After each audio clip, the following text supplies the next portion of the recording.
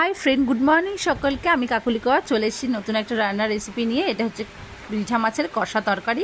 আমি কীভাবে রান্না করলাম তোমাদের সাথে শেয়ার করছি। দেখো, আমি মাছগুলোকে ভেজে তুলে রেখেছি, তারপর আমি লম্বা লম্বা করে আলু কেটে ভাজতে বসিয়ে দিয়েছি। আলুগুলোকে ভাজতে ভাজতে আমি 4টে মতন মিডিয়াম সাইজের পেঁয়াজ আর 10 কোয়া মতন রসুন দেখো থেতো করে নিয়েছি। আলুটা ভাজা হয়ে গেছে, তারপর আমি পেঁয়াজ আর রসুনটা অ্যাড করে দিলাম। তারপর আমি কী মশলা এখানে অ্যাড করেছি দেখো, জিরের গুঁড়ো, মিট মশলা আর এখানে লঙ্কার গুঁড়ো দিয়েছি 1 চামচ করে।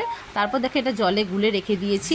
এবার যখন এগুলো ভাজতে হয়ে গেছে, আলু আর পেঁয়াজ আর রসুনটা যখন ভাজা হয়ে গেছে, তারপর দেখো 1 চামচ মতন আমি হলুদ অ্যাড করেছি। হলুদের কাঁচা গন্ধটা যতক্ষণ না চলে যাবে ততক্ষণ একটু ভেজে নেব।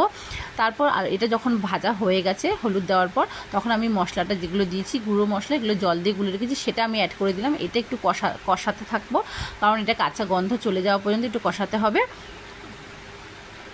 দেখো ফ্রেন্ড, তোমাদের যদি আমার রান্নাটা ভালো লাগে তাহলে আমার চ্যানেলটাকে লাইক, শেয়ার, সাবস্ক্রাইব করে দিও।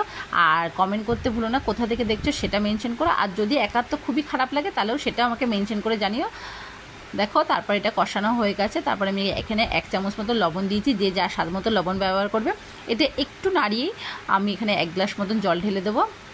এই রান্নাটা ভীষণ ইজি আর খেতেও খুব টেস্টি হয়। দেখো, আমি 1 গ্লাস জল দিয়ে দিলাম।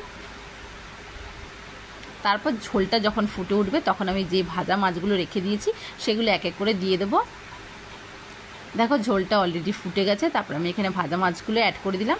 ভাজা মাছ দেওয়ার পরে আমি এখানে 7 থেকে 8 মিনিটের জন্য ঢাকনাটা দিয়ে রাখবো, যাতে মাছগুলোর মধ্যে ঝোলগুলো ঢুকে যায় আর আলুগুলোও সেদ্ধ হয়ে যায়। আর একবার বলছি ফ্রেন্ড, ভালো লাগলে চ্যানেলটাকে লাইক, শেয়ার, সাবস্ক্রাইব করে দেবে। কমেন্ট করতে ভুলো না, কোথা থেকে দেখছো সেটাও মেনশন করো। আর ভালো না লাগে সেটাও জানি। দেখো, আমার রান্নাটা কমপ্লিট। আজকের মধ্যে রাখছি, টাটা।